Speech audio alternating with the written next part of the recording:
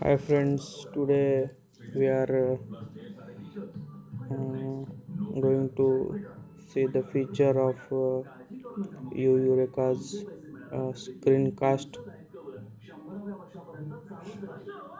तर हे बटन आहे, आपण असं बघू शकतो की बघूया. पहिल्यांदा बघूया थीम्स. थीम्स एक चांगलं फीचर आहे सायनोजन ओएसचं, जे की आपल्याला माहीतच आहे. सध्या काही थीम्स ऑलरेडी असतात, काही आपल्याला शॉप करून घ्यावे लागतात. बघूया.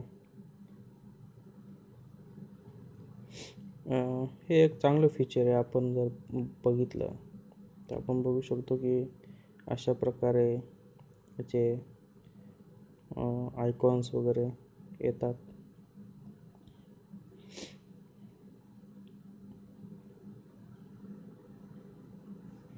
आपण बघू शकतो की या क्लॉकच्या साईडला जर आपण खाली ओढलं तर जे एक्सपेंडेबल स्क्रीन असते ती ओपन होते. थोडं लेफ्टला केलं की नोटिफिकेशन बार ओपन होतो. या थीममध्ये आपण इन्क्लुडेड काय कंपोनंट्स ते बघूया. फॉन्ट, आयकॉन पॅक, नेव्हिगेशन बार, स्टेटस बार, कंट्रोल, वॉलपेपर. खरं पाहिलं तर एक चांगलं आहे आपण, जे की आपल्याला स्टॉक अँड्रॉइडमध्ये भेटत नाही. चला दुसरं काहीतरी डाउनलोड होईपर्यंत बघूया.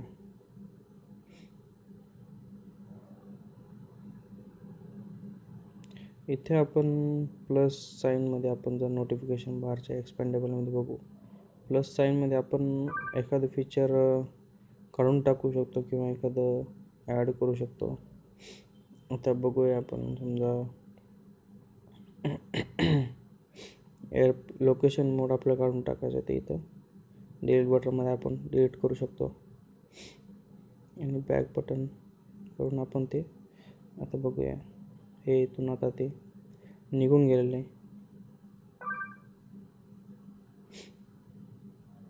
आपली थीम आय थिंक इन्स्टॉल झालेली आहे, इंडिया इन्स्टॉल्ड.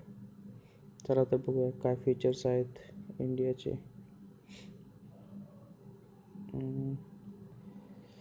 अप्लाय केलेली आहे थीम.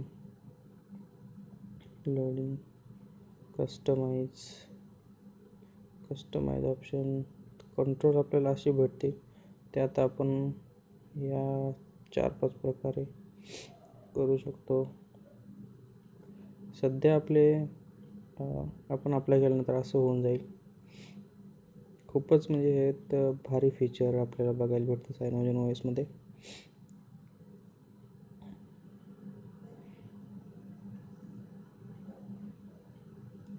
रिंगटोन पण आपण करू शकतो. Thanks for watching video.